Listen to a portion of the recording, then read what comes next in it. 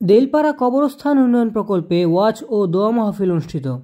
নারায়ণগঞ্জের রূপগঞ্জে কায়েতপাড়া ইউনিয়নের দেলপাড়া কবরস্থান উন্নয়ন প্রকল্পে ওয়াজ ও দোয়া মাহফিল অনুষ্ঠিত হয়েছে। বৃহস্পতিবার সন্ধ্যায় উপজেলার কায়েতপাড়া ইউনিয়নের দেলপাড়া এলাকায় এই ওয়াজ ও দোয়া মাহফিল অনুষ্ঠিত হয়। এতে ওয়াজ করেন হজরত মাওলানা হাবিবুর রহমান কাফি, মুফতি ফরহাদ বিন এ হান্নান। এ সময় সমাজসেবক আক্তার হোসেনের সভাপতিত্বে প্রধান অতিথি হিসেবে উপস্থিত ছিলেন কায়েতপাড়া ইউনিয়ন যুবদলের সাধারণ সম্পাদক মামুন মিয়া। বিশেষ অতিথি হিসেবে উপস্থিত ছিলেন সাংবাদিক শহীদুল্লাহ গাজী, শাকিল আহমেদ, যুবদল নেতা তারেক প্রমুখ। আমি একটা বাগান দুনিয়ার বাদশা বানায় দিবেন, কোনো সন্দেহ নাই, কোনো সন্দেহ নাই। আবু হুরায়রা মদিনা আমাদেরকে বের করে দিয়েছেন। রাতের অন্ধকারে রাসূল হিজরত করে আসছেন। মক্কায় আসার পর আব্দুর রহমান ইবনে আউফ মেয়র তাকে বানায় দিয়েছেন। আল্লাহু আকবার! আরে ভাই, আল্লাহু আকবার! এটার জন্য আপনারা ঝাই দিবেন, এটাই থাকবো। যেই স্বর্ণ দিয়ে আমরা ঘর বাঁধতেছি সেই ঘর কিন্তু থাকতে পারবো না। এই ঘরে কে থাকবে সে আল্লাহ পাকই জানে। আর এই কবরস্থানে আমাদের স্থায়ী ঠিকানা। যা পারেন ওই ঘরে আমাদের থাকতেই হবে।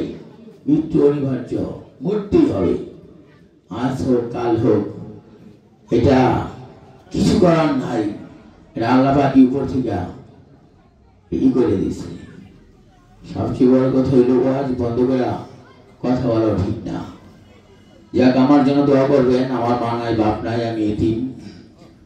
5 মাস আগেও আমরা ওয়াজ ঠিক মতো করতে পারি নাই। মাওলানারা কিছু মূর্খ দল ছিল, আওয়ামী লীগের দল, তারা মাওলানাকে শিখাই দিত যে এইভাবে ওয়াজ করতে হবে।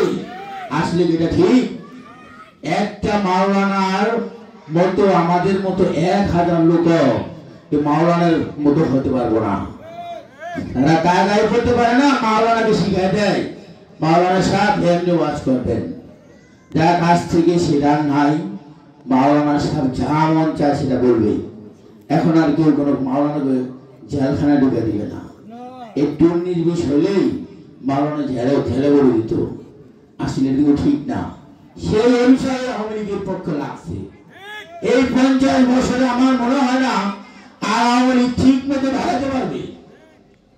যাক, আপনারা, আমি বেশি কিছু বলবো না। আপনারা আমার জন্য দোয়া করেন। আর আমার দেশ নীতি বেগম খালেদা জিয়া অসুস্থ ছিল, এখন বিদেশ আছে, তার জন্য দোয়া করবেন। মোস্তফাজুর রহমান দীপু ভাই সামনে আমাদের ভবিষ্যৎ, ইনশাআল্লাহ সে নমিনেশন পাবে, তাকে সবাই ভোট দিয়ে। আওয়ামী লীগ আর করেন না, বিএনপিকে সবাই ভোট দিবেন ইনশাআল্লাহ। আমি এখন নগদ 50,000 টাকা দিয়ে দিতেছি। তারপরে যদি কোনো আরো সমস্যা হয় আমি ইনশাআল্লাহ দিব।